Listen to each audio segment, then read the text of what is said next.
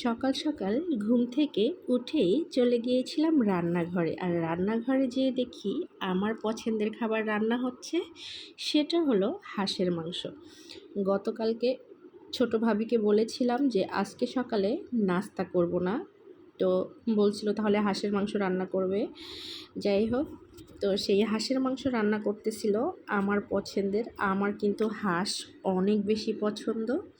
আর এই যে রান্নার ফাইনাল লুক, অনেক কিছু রান্না করেছিল, কি বলে, চিংড়ি মাছ ভুনা, তারপরে হলো গরুর মাংস, হাঁসের মাংস, তারপরে আরও হচ্ছিল কি বলে কচু ভাজি, কচু যেন ভাজি আমি ঠিক বলতে পারবো না। আর হলো এই যে এটা হলো কচু ভাজি, আর হচ্ছে আর একটা হলো পেঁপের ভর্তা, আর এখানে ছিল চিংড়ি মাছ, আর এই যে গরুর মাংস ভুনা। আমি খাবারের জন্য জাস্ট টেবিলে নিয়ে আসছিলাম, অনেক মজা করে খাবো এখন, কারণ আমার পছন্দের খাবার এটা।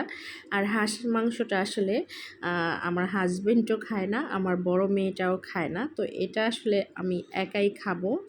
অবশ্য সবাই পছন্দ করে না হাঁসের মাংস, আমার অনেক অনেক অনেক বেশি পছন্দ। আর এটা আমার জন্যই রান্না করেছে আজকে ছোট ভাবি। আর এই যে ভাত নিয়ে নিয়েছিলাম একটুখানি, আর সাথে ছিল কি, এটা হলো পেঁপের ভর্তা। এত বেশি মজা হয়েছিল, এত বেশি মজা করে রান্না করেছিল।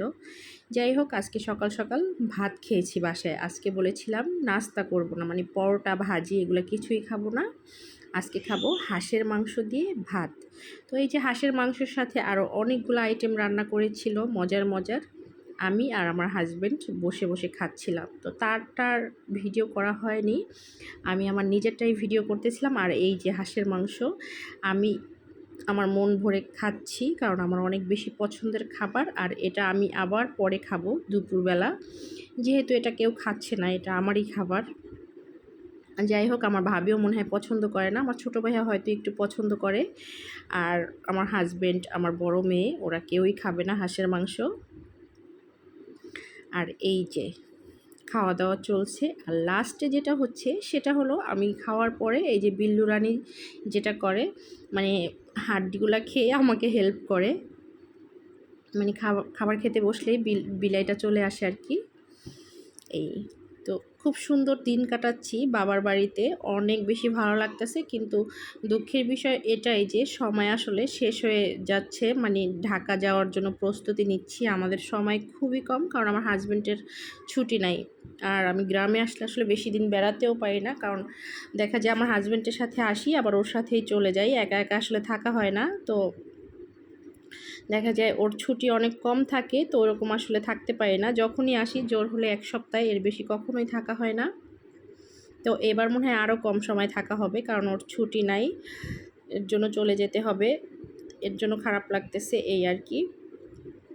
আর বৃষ্টি হচ্ছে চারদিকে, বাইরেও ঘুরতে যেতে পারতেছি না, বাট বাসায় খুব ভালো লাগতেছে। যে খাওয়ার পরে চলে গিয়েছিলাম ছাদে যে একটু চারপাশের ভিউটা নিচ্ছিলাম, এত সুন্দর লাগে। আমাদের বাসার ছাদে উঠলে মানে চারপাশের পরিবেশটা এত সুন্দর, মনে হয় যেন এখানেই বসে থাকি। এটা ছিল কমলা গাছে, কমলা ধরেছে, আমি এটারও একটু ভিডিও নিচ্ছিলাম। আর চারপাশের পরিবেশটা এত বেশি সুন্দর, কি বলবো, অনেক বেশি সুন্দর, এত বেশি ভালো লাগে এখান থেকে।